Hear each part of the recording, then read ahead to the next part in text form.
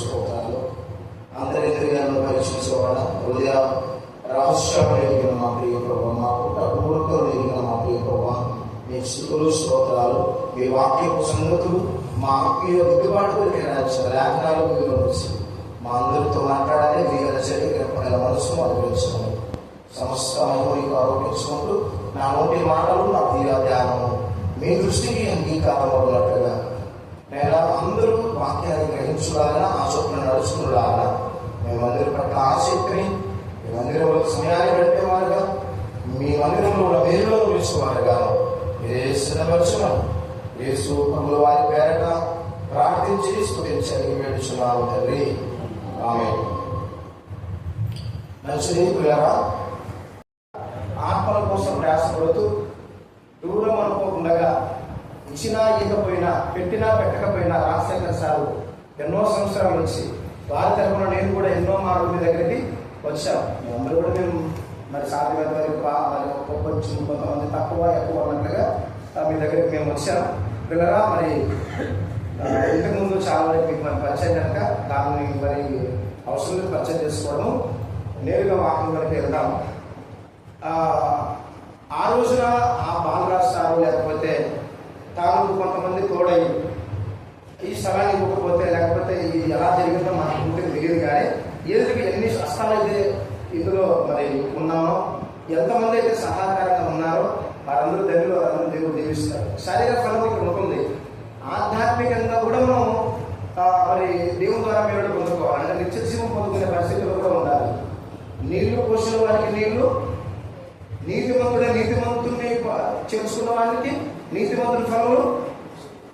కాబట్టి ఎలాగైతే మనం దేవుణ్ణి లేకపోతే దేవుని సేవకుని లేదా దేవునికి ఇచ్చే విషయంలోన, వచ్చే విషయంలోన ఏదైతే ఆసక్తి కనపరిచామో దానికి తగ్గట్టుగా దేవుడు ఆశీర్వాదాలు కూడా ఇస్తాడు. అందులో అనుమానం లేదు. పిల్లరా, చదవండి, మొదలు పెట్టిన 10వ నుంచి కొనసాగుతాం. ఆదికాండం 28వ అధ్యాయం. సమయం మన వృధాపోతే నేనేం చేయలేదు, గంట అయితే పిల్లలు చెప్తా.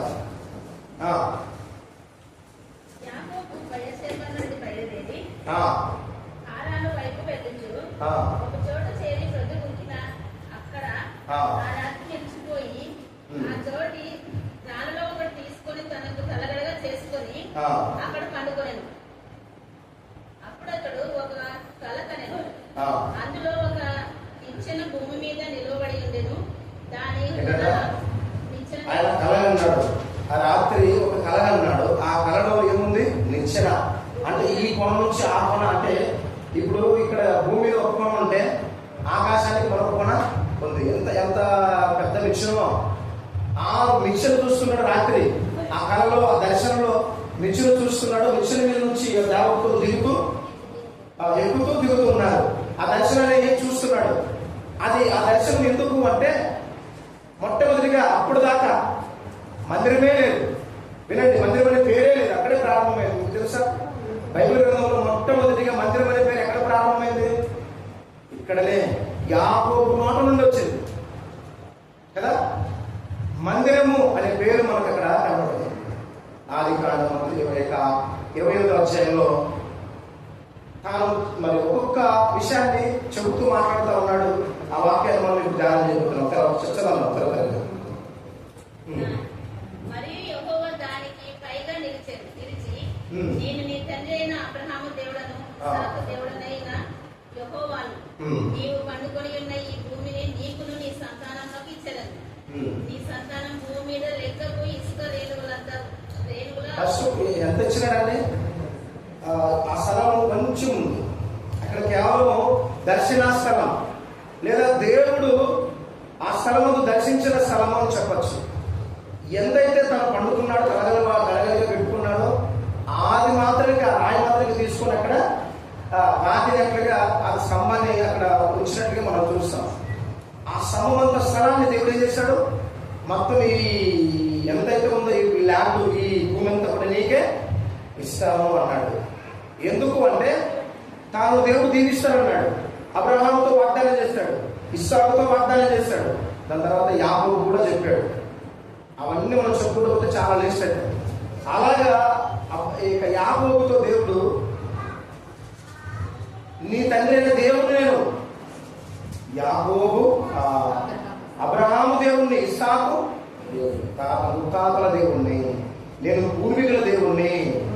నీ పితరుల దేవుణ్ణి అని దేవుడు యాకోబుతో మాట్లాడాడు. ఈ దేవుడు యా దేవుడు అంటే ఆకాశము పైగా ఉన్న దేవుడు. వింటున్నారా? ఆకాశానికి పైగా మన దేవుడు ఎక్కడున్నాడు? ఆకాశముందు. ఆకాశముందు ఉన్న దేవుడు భూమి మీద ఉన్న మనుషుల్ని చూస్తూ ఉన్నాడు, వారి చర్యలను చూస్తూ ఉన్నాడు.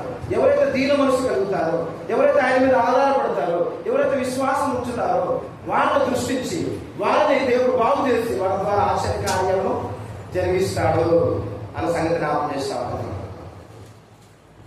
చదవండి. 11, 12 చదవండి. చాలా ఉన్నాయి రెఫరెన్స్లు, మరి చాలా ఉన్నాయి, చూద్దాం. ఎన్నైతే నేను చదివించడానికి చూడడానికి ప్రయత్నం. ఇదిగో నేను నీకు తోడై ఉండి. వినండి, ఎవరు తోడు కావాలి అమ్మా? ఎవరు తోడు కావాలి? దేవుని తోడు. ఎక్కడైనా పోయి ఎక్కడన్నా మనదే విజయం. అందుకే అన్నాడు మోసే గారు, నీ సన్నిధి మాతో రాని కదా మేము వెళ్ళము అన్నాడు. అప్పుడు ఆయన సన్నిధి వచ్చినప్పుడు వారు సాగారు. ఎప్పుడైతే ఆయన సన్నిధి వచ్చిందో వారికి ఏమొచ్చింది? జయము వచ్చింది. విజయాన్ని వారు చేరుకోగలిగారు. నా సన్నిధి నీతో ఉంటానన్నాడు. ఆయన అన్నాడు, నేను నీకు తోడుగా.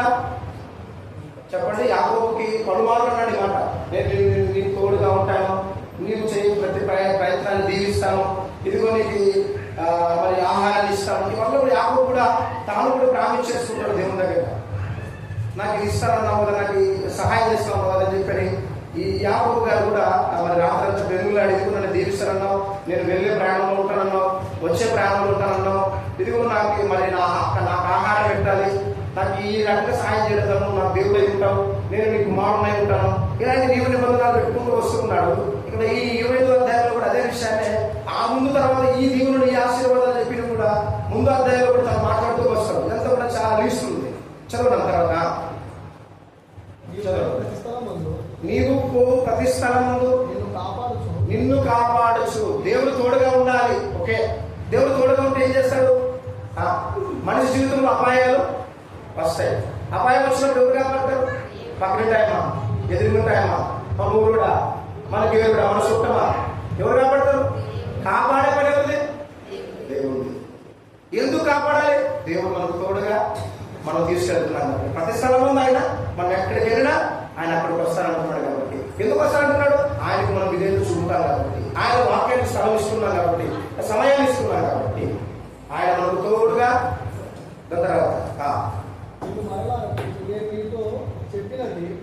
మరలా నేను రప్పించి నేను నీతో ఏదైతే చెప్పానో, నేను అవునని కాదని వాడిని కాదు, అవునని ఆమెను వాడిని, నీ అవసరంలో నీ ఇబ్బందుల సమస్యలు నేను చూస్తూ ఉన్నా. ఆలస్యం అనుకో, ఆలస్యం వెనుక గొప్ప ఆశీర్వాదం కూడా దాని ఉంది. కీడు వెనక మేలు. అదే అంటాడు మన మిత్రుడైన యోసేపు గారు కూడా అదే అంటాడు కదా, ఇదిగో నాకు మీరు కీడుకై ఉద్దేశించారు, దీన్ని దేవుడు మేలుగా మార్చారు, మేలుగా చేస్తారు. 44వ అధ్యాయంలో అదే చదవచ్చు. నేను మీతో చెప్పినది నెరవేర్చు వరకు నిన్ను విడువను. ఏం మంచి మాట ఇది కావాలి దేవుని నుంచి. ఇది వస్తే ధనులమే కూడా మన జీవితంలో మనకందరూ మన చుట్టూ మనకి ఇబ్బందులు పెట్టేవాళ్ళు శత్రువులుగా మారవచ్చు. దేవుడు మనకు యెహోవా మనకు చెప్పండి. ఆ తర్వాత యెహోవా మన పక్షంలో ఉండగా అందరూ చెప్పండి, విరోధి ఎవడు? మనకు విరోధి ఎవడు?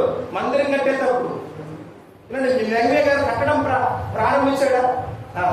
సంబల్లుడు టోపేలో కూడా ఏం చేశాడు? మిక్కిరి ఎగతాళు చేశాడు రాబడింది. వీరు కాల్చిన చెత్త లేకపోతే ఈ బూడిదే, దీన్ని వీళ్ళు ఏం చేయగలుగుతారు? ఒక్క రోజులోనే కట్టి ముగించుడుగా. ఈ దుర్బలుడు ఒక నక్క వచ్చి ఎగిరితే ఇది పడిపోదా అని ఎగతాళు చేశారు. కానీ నెహ్మియా గారు ఉన్నారా? ఓకే, నడుము కట్టుకున్నాడు. ఒక పక్క ఏం చేశారు? తేప పట్టుకున్నారు, మరొక చేత కత్తి పట్టుకున్నారు, కట్టడం ప్రారంభించారు. పిల్లల మన మిత్రులకి ఎన్నో ఆటంకాలు, ఎన్నో ఇబ్బందులు. యెహోవా మన పక్షమందు ఉన్నాగా మనకు విరోధి. యాకోబుకు విరోధి ఎవడు? యాకోబు అని దేవుడు ఏం చేస్తాడు? అక్కడ దాకా ఆగిపోలేదు, ఇశ్రాయేలుడుగా మార్చాడు. ప్రపంచ దేశాలలో కూడా గడగడగలాడుతున్న ఇశ్రాయేల్ దేశం అంటే కారణం, ఆ దేశం ముందు దేవుడు ఉన్నాడు. ఆ దేశానికి ఏం లేదు, శరణము, కదలిక, భయపడదు. తర్వాత లేచి యాకోబు నిద్ర లేచి ఇప్పుడు సృహలోకి వచ్చి ఇప్పుడు చాలా మరి మంచి విషయాలు. అది దర్శనం, దేవుడు మాట్లాడాడు. అది కలపాపము, దేవుడు మాట్లాడాడు. అయితే ఇప్పుడు ఆయన సృహలోకి వచ్చి మేలుకొని తాను మాట్లాడుతున్న విషయాలు ఉంటుంది. ఇప్పుడు మందిరం గురించి చాలా చక్కటి విషయాలు చెప్తారు, దేవుని దర్శనం గురించి. నిశ్చయముగా యెహోవా నిశ్చయముగా యెహోవా ఈ స్థలంలో ఉన్నాడు. అనగా తొగుడగల్లు గ్రామంలో, ఈ మందిరంలో 2010వ సంవత్సరంలో ఈ స్థలం దేవుడు అడుగు పెట్టాడు. అందుకని ఇక్కడ ఒక 40 మంచి గింజలు, గట్టి గింజలు, విశ్వాసం వాగ్దాన దేవుని పనిని జరిపించుకుంటా ఉన్నారు. ఇంకా నమ్మకం ఉంటే మీ ద్వారా అనేకులను దేవుడు పట్టుకో, సేవకునికి మీ చేయిస్తే, సేవకుని అడుగుజాడులో మీరు నడిస్తే ఈ మందిరాన్ని అభివృద్ధి చేయగలడు. ఈ చిన్న మందిరాన్ని పెద్దగా చేయగలడు. అంతేకాదు ఈ చిన్న మందిని పెద్ద మందగా చేయగలడు. గ్రామాన్ని మార్చే శక్తి ఆయనకు ఉండలేదు. ఒక్క అద్భుతం చేస్తే మొత్తం మారిపోరా? కారణం మనమే బలహీనం, చుట్టూ ఉన్న వారికి మనమే నూసంచగా ఉన్నాం. ఎక్కడ బలహీనంగా ఉన్నామో, ఎవరికి అధ్యక్షకరంగా ఉన్నామో, ఎక్కడ అభ్యంతరకరంగా ఉన్నామో దాన్ని మనము చూసుకోవాలి అన్నమాట తెలియజేస్తాం. తర్వాత అది నాకు తెలియక నిశ్చయముగా ఈ స్థలంలో యెహోవా ఉన్నాడు. అది నాకు తెలియదు. ఇప్పుడున్న ప్రజలందరికీ తెలియదు, ఈ గ్రామంలో ఉన్న వాళ్ళందరికీ తెలియదు. ఇక్కడ దేవుడు ఉన్నాడు, సాక్షాత్తు సృష్టికర్తల దేవుడు ఉన్నాడు. దేవాలయంలోకి వెళ్ళినప్పుడు యేసు ప్రభు ఏం చేశాడు? వారు నామములు వేసుకుండగా చూశాడు. దాని తర్వాత సుంకరి పరిచర్యకు వెళ్ళినప్పుడు దేవుడు చూశాడు అని రావడం. ఇలాంటి రెఫరెన్స్లు చాలా ఉండాలి. చూద్దాం, లాభం గురించి చూపించడానికి సమయాన్ని బట్టి ప్రయత్నం చేస్తాం. అది నాకు తెలియకపోయాను, భయపడి. అంటే ఇది దేవుని స్థలం కాబట్టి, ఇది దేవుని మందిరం కాబట్టి ఏమన్నా లేదు, ఇది సంత మార్కెట్టా మందిరమా? సంతకు వచ్చామా, మా మందిరానికి వచ్చామా, దేవుని మందిరానికి వచ్చామా? అందుకని కూడా తెలియపడు. మరి భయం ఉందా, భక్తి ఉందా? భయంతో వాక్యం నేర్చుకుంటున్నామా? సేవకుడు ఏం చెప్తున్నాడు, మనం ఏం వింటున్నాం, ఏం నేర్చుకున్నాం? అన్నిటికంటే ముఖ్యం ఎక్కువ ఏది? దేవుని మందిరం, దేవుని ప్రతిష్ట. ఎక్కడికి వెళ్తున్నారు? మీ నిర్ణయాలు ఏంటి? మీ ఒప్పందం ఏమైంది? మీ ఒడంబడిక ఏమైంది? తర్వాత భయపడి ఈ స్థలం ఎంతో భయంకరం. ఈ స్థలం ఎంతో భయంకరమైన, జాగ్రత్త, భయంకరుడైన దేవుడు ఉన్నాడు. ఆయన అలాగే నువ్వు ప్రేమ కలిగి దీన మనసు కలిగితే ఆయన నిన్ను నీకు ఎంతో సమీపంగా ఉంటాడు. నీ ప్రార్థనలు కూడా నిజంగా తాను మొదలుపెడితే యెహోవాకు ఏమన్నాడు? సమీపంగా ఉన్నాడు. నిజముగా తాను మొదలుపెట్టే వారికి మందిరంలోకి వచ్చి ప్రతిరోజు ప్రార్థన చేసుకుంటున్నారా? మందిరాన్ని ఖాళీ పెడుతున్నారా? మందిరానికి వస్తున్నారా? స్త్రీలు చక్కగా చక్కగా కొన్ని మందిరాల్లో కొన్ని ప్రాంతాల్లో వెళ్తూ ఉంటాం కదా, ఎప్పుడు ప్రార్థన చేస్తూనే ఉంటాం. మందిరంలో ఒకరి మీద చూస్తూనే ఉంటాం. చర్చికి నేను కొన్ని ప్రాంతాల్లో వెళ్ళినప్పుడు, ఆ చర్చిలో వెళ్ళినప్పుడు ఎంతో ఆశ్చర్యపోతుంటాను. మరి ఇక్కడ ఆశ్చర్యపోయేంత ప్రార్థన చేసేవాళ్ళు ఉన్నారు. ఇక్కడ అన్నా అనే స్త్రీ లోకస్వార్త వెళ్ళదండి. 42వ వచనంలో రాసిన మాట ఏంటంటే 84 సంవత్సరములు యెహోవా మందిరంలో ఏం చేసిందట? ప్రార్థనలు, విజ్ఞాపనలు, ఉపవాసముల చేత యెహోవా మందిరంలో సేవ చేయించుకుంటేనే ఉంటారు. అలాగైతే సంవత్సరంలో ఎన్ని ఆదివారాలు ఎక్కగొట్టారు? ఎన్ని సంవత్సరాలు అంట? ఒక వ్యక్తి బతికితే మహాబలితే ఎన్ని సంవత్సరాలు బతుకుతామా? మైగ్రేన్ పడాలా చెప్పండి. ఒక్కొక్క మీరు కూడా మాట్లాడాలి. ఊరుకున్నంత బోర్డు మరి చెప్పండి. ఆధార్ ఒకటి అది కాదు, ఇది కాదు, అక్కడ కాదు, ఇప్పుడు కాదు అన్నారే. చెప్పండి, ఏం చెప్తుంది? మరి చెప్తే కదా 60-70 సంవత్సరాలు, ఇప్పుడు 30 అయింది. అంతకంటే మనం ఎక్కువ బతకడానికి లేదు. యాభై రాసిన పత్రిక వెళ్తే 40 రోజుల్లో నీటి మీద కూడా ఉంటుంది, ఆవిరి ఉంటుంది అన్న కదా, నీడ ఉంటుంది. కాబట్టి ఇలా ఆవిష్కరణ వాళ్ళకి తిరిగిపోతుంది. నిజంగా ఎప్పుడు ఎలాంటి బాధ వస్తుందో తెలియదు. బాగుండే పిల్లగా పాపం బాగుండే పాపం ఏమైనా ఇట్లాంటి వాళ్ళు తరలించుకొచ్చారా? ఎప్పుడు ఏమవుతామో తెలియదు. ఎందుకు గొడవలు, ఎందుకు ఎందుకు కొట్లాట్లు, ఎందుకు మాట్లాడిసి పెట్టడం? అవునా కదా? తర్వాత దేవుని మందిరమే కాదు, ఒకటి ఇది దేవుని మందిరమే. ఏమనుకుంటున్నారు మీరు? ఇది దేవుని మందిరం. ఈ స్థలంలో యెహోవా ఉన్నాడు. ఇది దేవదూతలు దిగుతూ ఎక్కుతూ ఉన్న స్థలం. ఇది పరలోకపు గవిని. ఇక్కడి నుంచి పరలోకానికి వెళ్తాం వాక్యం విని. వాక్యం నేర్చుకున్న భక్తులు మారుతాయి. మందిరంలోకి వచ్చినప్పుడు భయం లేదా నీకు? భయపడాలి. పరలోకపు గవిని ఇదే అనుకున్నాడు. చాలు, పరలోకపు ఇదే. ఇది ఎంతో భయంకరమైన స్థలం. ముందుకెళ్తే దాన్ని ఏం చేస్తాడు? ఒక రాయి తీసుకొని, తలగడగా చూస్తున్న రాయి తీసుకుని ఏం చేస్తాడు? అక్కడ పాతి దాని కోణ ఏం చేస్తాడు? నిలిపి నూనె పోసి అభిషేకించాడు. బేతేలు దేవుని మందిరము, దేవుడు దర్శించిన స్థలము. అది మొట్టమొదటిగా ఆ రోజు పునాది వేసినందుకు ఈరోజు ఇంతమంది వచ్చారు.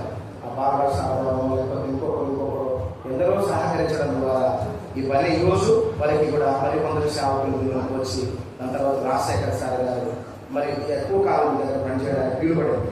ఆ రోజు వారు ఆ మందిరానికి కోరుకోకపోతే ఈ స్థలంలో మేమందరూ వచ్చే వాళ్ళమైనా ఆలోచన చేయాలి.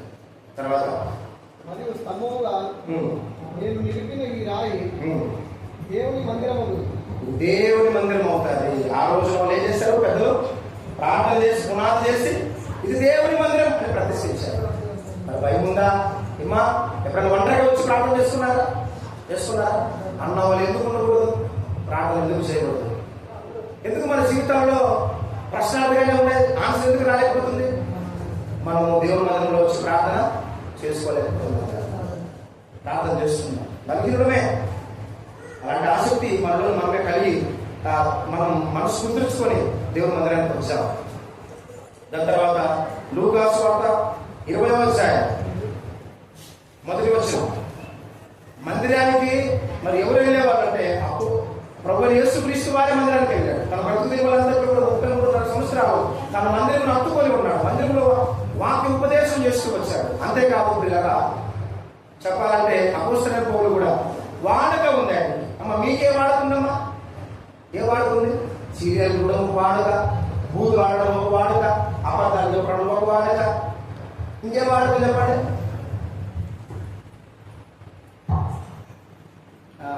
ఎల్లమ్మ దగ్గరికి, పొలం దగ్గరికి కాయ కొట్టేది కూడా వాడికే.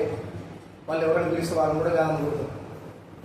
అందరికి నో చెప్పకూడదు. అందరి దగ్గరికి వెళ్ళాలి, అందరితో ఉండాలి. నో, ఈయన సృష్టికర్త, నిజమైన దేవుడు. ఒకసారి ఆయన దగ్గర ఒప్పందం చేసుకున్న తర్వాత ఆయన దగ్గరే మనము ఉండాలి. ఏమన్నాడు? బయలుదేవుడైతే వాడినే సేవించండి. యెహోవా దేవుడైతే యెహోషువ అన్నాడు, నేను నా ఇంటి వారును యెహోవాని మీరు ఎవరిని సేవించినా సేవించండి, మీ ఇష్టం, బలవంతం లేదు. దయచేసి ఎన్ని కుటుంబాలు దేవుడి మందిరానికి దగ్గరగా ఉన్నారు, దేవుడి సహవాసానికి దగ్గరగా ఉన్నారు. చదవండి 2వ వచనం. ఆ దినములలో ఒకనాడు ఆయన దేవాలయంలో ప్రజలకు బోధించుచు, ఆయన దేవాలయంలో ఆయనకి ఏముంది? వాడుకుంది. దేవాలయానికి వెళ్ళే వాడుకుంది. అంటే యేసు ప్రభు వారి మందిరానికి వెళ్ళాలంటే మందిరం ఎంత ప్రాముఖ్యమైనదో ఒకసారి ఆలోచించండి. యేసు ప్రభువుకే మందిరం అవసరమా? అవును, ఆయన మానించడానికి ఇలా మీరు ఉండాలని చెప్పడానికి ఆయన మందిరానికి వెళ్ళారు. ప్రతి దినమందు దేవాలయంలో బోధించుచు ఉండేది. చూద్దామా? అయిపోయిందా? అది స్వార్థను ప్రకటించుతున్నప్పుడు ప్రధాన యాజకులను శాస్త్రులను పెద్దలతో కూడా ఆయన మీదికి వచ్చి మీకు ఏ అధికారంలో తర్వాత చాలు. అదే లూకా సువార్త 19వ అధ్యాయం 45 నుంచి 47 45 వరకు ముందేమో అప్పుడు కూడా ఆయన దేవాలయంలో ప్రవేశించి అందులో ఆయన దేవాలయంలో ప్రవేశించారు. ఎక్కడ ప్రవేశించాలమ్మా? మనం ఎక్కడికి వెళ్ళాలి అమ్మా? యేసు ప్రభువు వారు ఎక్కడ ప్రవేశించారు? దేవాలయంలో ప్రవేశించారు. మన ప్రవేశం ఎక్కడ? మనం ఎక్కడికి వెళ్తున్నాం? ఆయన మందిరానికి వచ్చాం. లూకా సువార్తలో 20వ అధ్యాయంలో చూసాం. ఇంకా 10 చోట్ల ఉన్నాయి ఆ మాటలు. చూద్దాం. ఆయన దేవాలయంలో ప్రవేశించి అందులో విక్రయం చేయని వారితో విక్రయం చేస్తున్నారు అంటే వ్యాపారం చేస్తున్నారు. వ్యాపారం చేసే వారందరూ చూస్తారండి. నా మందిరము ఏ మందిరము? ప్రార్థనా మందిరము. కానీ వీళ్ళు ఏం చేస్తారు? దొంగల గృహముగా, వ్యాపార గృహముగా చేస్తారు. మీరు చెప్పండి, యానం పాట చేస్తారా? ఇప్పుడు లేదండి, అంత కాలంలో కాబట్టి ఒకవేళ పెరిగితే చేస్తారు. కోడిగుడ్డు ఇంత ఏంటి వ్యాపారమా కాదు? గుడ్డు ఏమంటున్నది? కోడిగుడ్డు. తర్వాత ఇంకైతే బియ్యము, లేకపోతే ఇంకేమే సేవకులు గుర్తుందా? అసలు వ్యాపారం దేవుడి మందిరంలో చెయ్యొచ్చా? వేసుకో చెప్పాడు కదా. యానం పాట చేసుకుంటే ఉంటే ఏమనాలి? ఖండించాలి కదా, గద్దించాలి కదా. యానం పాట లేదా వ్యాపారం, దాన్ని వ్యాపారం అంటారు.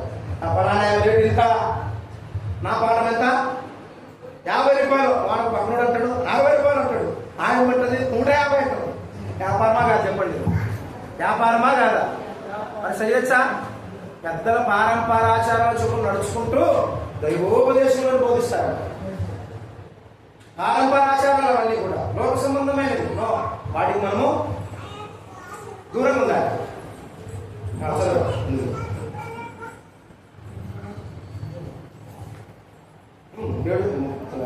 47 వరకు కూడా అయితే మీరు దాని దొంగల గృహముగా చేస్తారని అది ఏం జరిగింది? వ్యాపారం చేసేవాళ్ళని ఎల్లగొట్టాలి. ఎల్లగొట్టాడు కాబట్టి ఇష్టం లేదా దేవుడు ఎల్లగొడతాడు, మనం ఎల్లగొట్టుకోకూడదు. అట్లాంటి సంఘంలో నుంచి వెలువేడి అంటారు. ఏదైనా పనికి మాట్లాడే పనులు చేస్తే, వ్యాపారాలు చేస్తే ఏం చేస్తాడు? ఇష్టం గారు వెళ్ళగొట్టాడు. ఆయన కొరడాలు చేశాడు, వారి పనులను పడదోశాడు, ఆయన కోపపడ్డాడు. దగ్గరలో అందుబాటులో కొట్టేవాడేమో, అంత కోపం తెప్పించారు ఆయన. అంత ప్రేమించడానికి వచ్చి, అంత ప్రాణం పెట్టడానికి వస్తే ఆయన మందిరాన్ని ఏం చేశారంట? మరి ఎంత ప్రాముఖ్యత ఉంటే ఆయన వాళ్ళని మరి బయటకు వెళ్తాడు. మందిరానికి ఎంత ప్రాముఖ్యత. కాబట్టి ఆయన సన్నిధిలో సంపూర్ణమైన సంతోషము కలదు. అంటే దాని యెహోవా నీ మందిరంలో నేను ఒక వరము కోరితిని, నీ మందిరంలో చిరకాలము నివసింప. కొంతమంది మందిరానికి దూరంగా ఉంటారు. ఆయన వాళ్ళ భక్తులు, వాళ్ళ మనసు మందిరానికి దగ్గరగా అంత దూరం నుంచి వచ్చి నడుచుకుంటూ వచ్చి ప్రార్థన చేసుకుని పోతారు. పక్కన 2 అడుగులు వేస్తే వస్తుంది, 10 అడుగులు వేస్తే వస్తుంది. మందిరం వచ్చి ప్రార్థన చేసుకోవచ్చు. రాదు సార్ అనౌన్స్మెంట్ చేస్తూనే ఉంటారు, రండి రండి అని. ఆ టైంలో రాదు. ఎక్కడ దేవుని ప్రేమించడం ఇష్టపడ్డమేలా. కొన్ని ప్రాంతాల్లో మందిరాలు లేవు సార్, మాకు మందిరం కావాలి సార్. ఇప్పుడు మందిరాలు కడితే కూడా చాలా ఇబ్బందులు ఉన్నాయి. మీరు చక్కటి మందిరం ఇచ్చారు దేవుడు, ఎంత బాగా ప్రార్థన చేసుకోవచ్చు, ఎంత చక్కగా ఆత్మీయులుగా తీర్చబడవచ్చు. అసలు ఎందుకు నలుగురుంటే నలుగురేనా? సంఖ్య పెరగకూడదా? బాధ్యత కలిగిన వాళ్ళు అయితే ఈ పాటికి సంఖ్య పెరిగేదేమో. అందుకని మనం మనగానే ఏం చేయాలంట? పరిశీలించుకోవాలి. కరెక్ట్గా పనిచేసినట్టే ఈరోజు ఎంతమంది వచ్చేవాళ్ళు? 10 మంది తీసుకొస్తే 20 మంది అవుతారు. అవునా కదా? మిమ్మల్ని ఏదో నిందిస్తానని చెప్పుకోకండి. వాక్య అధికారం ఉంది, దాన్ని చెప్పాల్సిన బాధ్యత ఉంది. దాన్ని కనీసం కొంతమందికైనా మంట పెట్టాలని యేసుప్రభువు వారు ఎమ్మాయి గ్రామంలో వెళ్తున్నప్పుడు మధ్యాహ్నం ఆ రస్తలో దారిలో వెళ్తుంటే 2 యవనస్తులు పొడుసువారు అని రాబడింది. యేసుప్రభువు మాట్లాడినప్పుడు వారు మాట్లాడుకునే మాట ఏంటంటే, సుమి ఆయన ప్రభువు, ఆయన మాట్లాడుతున్నప్పుడు మన హృదయం మండలేదా అని మాట్లాడుతున్నారు. ఏమంట? మండిందంట. దేనికోసం? వాక్యము, లేఖనాలు తీసి చెబుతున్నప్పుడు వాళ్ళకి మండిందంట హృదయం. మనం మండుకొని మండాలి. అందుకనే యోహాను గారు ఏమంట? మండుతూ ప్రకాశించుచు ఉండేను అంటారు. మండాలి, ఏం చేయాలమ్మా? ప్రకాశించాలి, అందరిని వెలిగించాలి గ్రామంలో. మరి ఈ రోజు నుంచి బాధ్యత తీసుకుంటారా? కనీసం సంవత్సరం ఒక 6 నెలలు ఒక సంవత్సరం కష్టపడతారు. ఒకరిని సంపాదించలేమా? కొంత 10 రూపాయలు, 50 రూపాయలు, 100 రూపాయలు ఖర్చు అయినా పర్వాలేదు. ఒకసారి ప్రార్థన చేసి వాళ్ళకి ఏదైనా ఖర్చు పెట్టి వాళ్ళతో మాట్లాడి వాళ్ళని కొద్దిగా దర్శించి దేవుని మందిరానికి రండి, వాక్యం దొరుకుతుంది, మీకోసం సేవ ప్రార్థన చేస్తారు. అట్లా వాళ్ళని ఆదరిస్తే, ప్రేమిస్తే ఏదో సందర్భాన్ని పురస్కరించుకొని పని దగ్గర లేకపోతే ఇంకొక దగ్గర పక్కన ఉండే కూడా ఇక్కడికి రావచ్చు కూడా. ఇప్పుడు నేను కూడా మాట్లాడిపోతే ఎట్లా చెప్పండి? 47 పూర్తి చేశారా? 47 పూర్తి చేశారు. 47 వచ్చు. ప్రతి దినము దేవాలయంలో యేసుప్రభువు వారు మరి వాడుక అని రాబడింది. పౌలు గారు కూడా ఆయన 3 నెలలు అని రాబడింది. 3 సంవత్సరాలు ఉంది. అంటే పౌలు గారు అపొస్తలుల కార్యాలలో ఆయన వెళ్ళను అక్కడ ఆయన పౌలు గారు కూడా ఆయన కూడా వాడుకుంది. ఆయన కూడా ఎన్ని సంవత్సరాలు అంటే 3 సంవత్సరాలు ఉన్నాడంట. ఒక చాలా మంది 3 నెలలు ఉన్నాడంట. మరి మరొక సందర్భంలో దేవాలయం అంటే మనకి ఎంత ఇష్టమో. యోహాను పేతురు కూడా అపొస్తలుల కార్యాలలో 3వ అధ్యాయంలో మనం చూస్తాం. వెళ్ళొద్దండి అక్కడికి. ఇప్పుడు కుంటోడు పిచ్చమడుగుతున్నాడు, అవునా? అప్పుడు వారు పగులు 3 గంటల సమయం అప్పుడు దేవాలయంకి శృంగారాన్ని దేవాలయంకి వారు ఎక్కిపోతూ ఉన్నప్పుడు అప్పుడు ఆ బిచ్చగాడు ఏం చేస్తాడు? ఏదైనా ఇస్తారేమో అని వారి వైపు చూస్తూ ఉంటే, మా దగ్గర ఇంటి బంగారం లేవు కానీ మాకు కలిగినదే నీకు ఇస్తున్నాం. ఏసునామంలో లేచినాడు అంటే వెంటనే లేచి నడిచి మందిరానికి వెళ్ళాడు, దేవుని ఆలయానికి. వాడుగా చొప్పున ప్రతిదినమందు ఆయన దేవుని మందిరంలో బోధించుచు వాక్యం ఏం దొరుకుతుంది? మందిరంలో ఏం దొరుకుతుందమ్మా? అమ్మ చెప్పండి, మందిరంలో ఏం దొరుకుతుంది? బోధ. ఏం చెప్పండి? దేవుని వాక్యం దొరుకుతుంది. బోధకులు ఉంటారు, ఇక్కడ కాపరులు ఉంటారు, బోధిస్తారు. అందుకనే ఆయన అనుదినమున బోధించుచు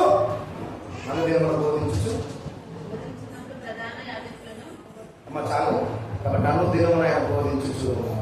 ఇలా మందిరం గురించి మనం చెప్పుకుంటున్నాం. సొలొమోను ఎట్లా మందిరం కట్టారు, వైభవం, ఎన్ని వేల పశువులు లేకపోతే గొర్రెలు వధించి దేవునికి బలిగా మరి అక్కడ గొప్ప విందు ఏర్పాటు చేసినట్టుగా మనం చూస్తాం. ఆ మందిరంలో మొట్టమొదటిగా తాను గొప్ప ఆలయాన్ని కట్టించి ప్రార్థన చేసినప్పుడు మరి ఇక్కడ వస్తున్న వాళ్ళందరూ దీవించబడాలి, ఎల్లప్పుడూ ఈ స్థలం ముందు నీకు అనుదృష్టి ఉంచని ప్రార్థన చేస్తారు. అలాగే ఆయన మందిరం ఎప్పుడు కూడా ఆయన మందిరం వైపే ఆయన కనుదృష్టి ఉంచుతారు. దినసాంద్ర గ్రంథము 2వ దినసాంద్రం 7వ అధ్యాయం 14 మనం చదువుకున్న విషయాలు ఉంటాయి. దేవుని మందిరానికి వచ్చే వాళ్ళంట తన పేరు పెట్టుకున్న వాళ్ళంట తమను తాము తగ్గించుకోమన్నాడు. నా పేరు పెట్టబడిన ప్రజలు చదువుతారు. ఆ మాట 14 నా పేరు పెట్టబడిన నా జనుడు తగ్గించుకొని ప్రార్థన చేసిన అది అక్కడ కాగిపోతాం చదివితే బాగుంది. ఇంకా చాలా ఉంది, అప్పటికే కట్ చేస్తున్నాం. చదవం 14 చెప్తాం. 7వ అధ్యాయం 2వ దినసాంద్రం 7వ అధ్యాయం 14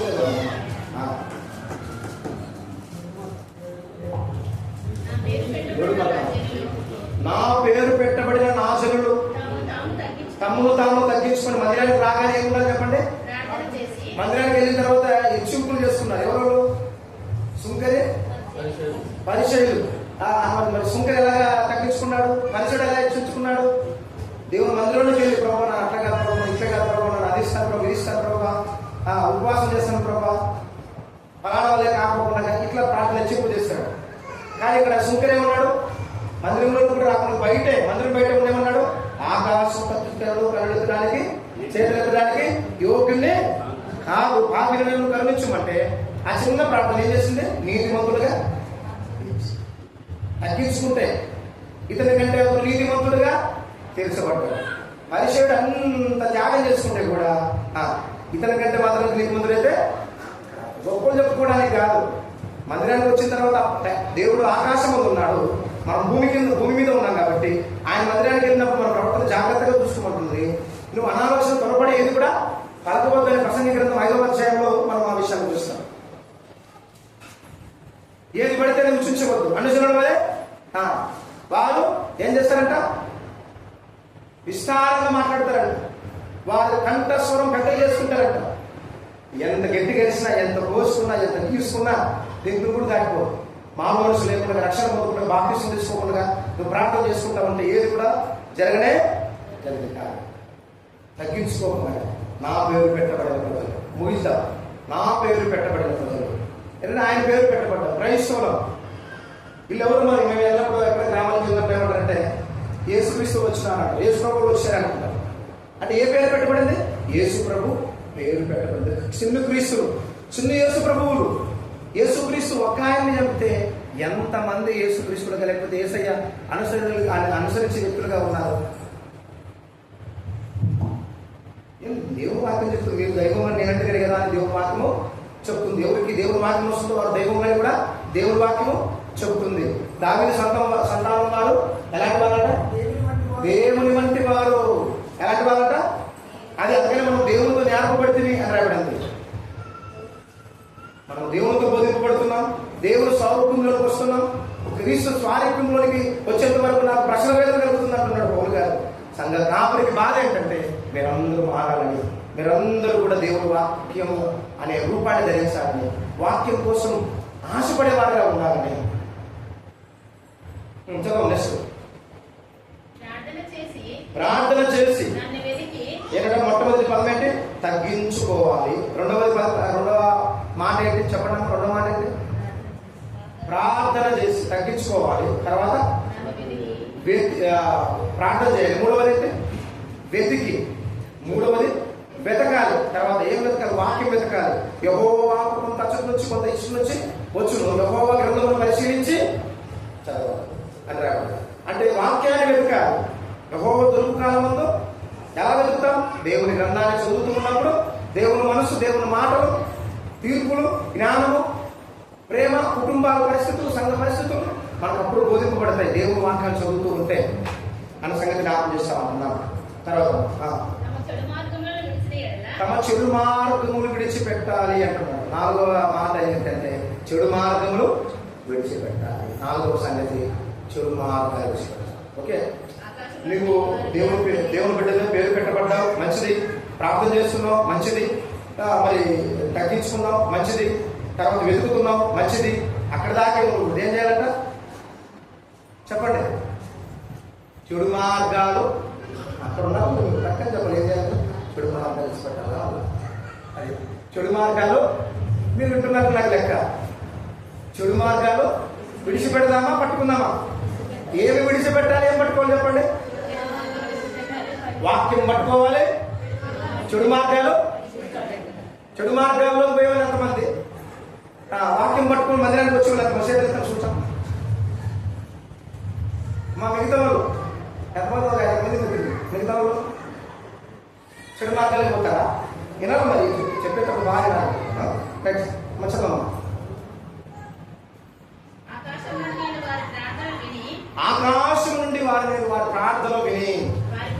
ముందుగా మనం ఏం చెప్పుకున్నాం చెప్పండి? మన దేవుడు ఎక్కడున్నాడు? ఆకాశమందు. మన దేవుడు ఎవరు చెప్పండి? ఆకాశం ఉండేవాడు, కొండల మీద ఉండేవాడు కాదు. మన దేవుడు ఎక్కడ కూడా రాళ్ళ రప్పల్లో ఉండేవాడు కాదు, ఆకాశం ముందు ఉండేవాడు. ఆయన ఆత్మస్వరూపి.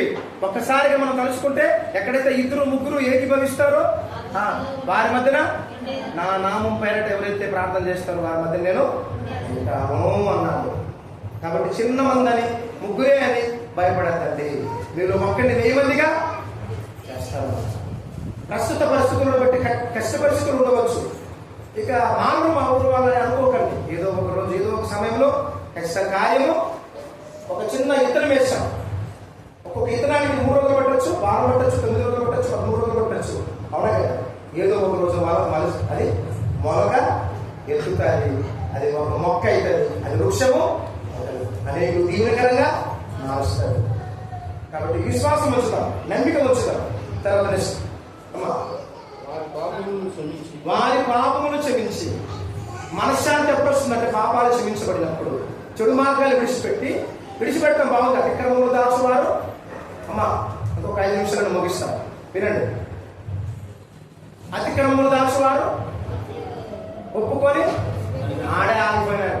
ఒప్పుకునే కాడే ఒప్పుకుంటారు అంతే. క్షమించు ఒప్పుకునేది అంతే. విడిచిపెట్టేది మాత్రానికి చెడు మార్గాలు విడిచిపెట్టాలి. అతిక్రమాలు విడిచిపెట్టకుండా పోకుంటే ఏ దీవెన ఆశీర్వాదము దేవుడు వాగ్దానం ఎందుకు చేస్తాడు తెలుసా? చెప్పండి. ఇదే పరిస్థితి మీరు చదువుకోండి. దీని తర్వాత ఆశీర్వాదం ఉంటే శాపాలు ఉంటాయి. మనకేం తెలుసా? కొన్ని వచనాలు మాత్రం తీసుకుంటాం, ఆశీర్వాదాలు మాత్రమే. అక్కడ శాపాలు వాగ్దానాలు ఇచ్చేటప్పుడు కూడా ఏం చేస్తాం మనము? సేవకులు జనవరి వచ్చినప్పుడు ఏం చేస్తారమ్మా? ఏం చేస్తారు? వాగ్దానాలు ఇస్తారు. అన్నీ ఏముంటాయి? ఆశీర్వాదాలే. శిక్షిస్తాను, నువ్వు ఏడు దిక్కులు బాగిపోతావు, లేదు నువ్వు నీ పిండి పిసుకు తొట్టి శపించబడుతుంది, నీ చదువును పంపిస్తాను అని ఉంటుంది వాగ్దానాలు. కేవలం మంచి వాక్యం రాస్తాం, మనకు అనుకూలంగా మనం తీసుకుని పోయేదంటే కాదు. బైబుల్ ఏం చేసి దేవుడు ఏం చేశాడు? బైబుల్లో వాగ్దానాలు షరతులతో కూడింది. ఆ ప్రకారం ఉంటే డాక్టర్ మెడిసిన్ ఇస్తాడు, దాన్ని నమ్మకంగా 3 ఫూట్లు లేకపోతే 2 రోజులు 3 రోజులు రాసి చెప్పాడు. దాన్ని ఏం చేయాలో ఎలా చెప్పింటారా? ఆ యొక్క మాత్రలు నువ్వు వాడితే ఆ రోగం తగ్గుతాయి. అలాగే దేవుడు కూడా సూత్రం పెట్టాడు, షరతులు పెట్టాడు. దాని ప్రకారం బతికినప్పుడే మనకు వాగ్దానాలు ఆశీర్వాదాలు వస్తాయి. ఇప్పుడు దయచేసి దేవుని వాక్యాన్ని అపార్థం చేసుకోకుండా, సరే మేలుడు కావాలి కదా, అదొక మాట మనం చూస్తున్నాం. మాకు మేలు కావాలి, మా మందిరానికి మేలు కావాలి, మా కుటుంబానికి మేలు కావాలి, మా గ్రామానికి మేలు కావాలి, ఇప్పుడు మాకు మేలు కావాలి. చాలా సుదీర్ఘమైన విషయాలు ఉంటాయి. ఒక్క విషయం మీకు చూపించి వదిలేస్తాను. ద్వితీయోపదేశ కాండం రండి. ద్వితీయోపదేశ కాండం 30వ అధ్యాయం 9-10 వచనాలు, తర్వాత 15 వచనం, తర్వాత 30 వచనం కూడా చూద్దాం.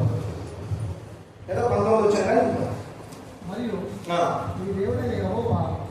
నీ దేవుడైన యెహోవా నీ చేతి పనులన్నిటినీ కూడా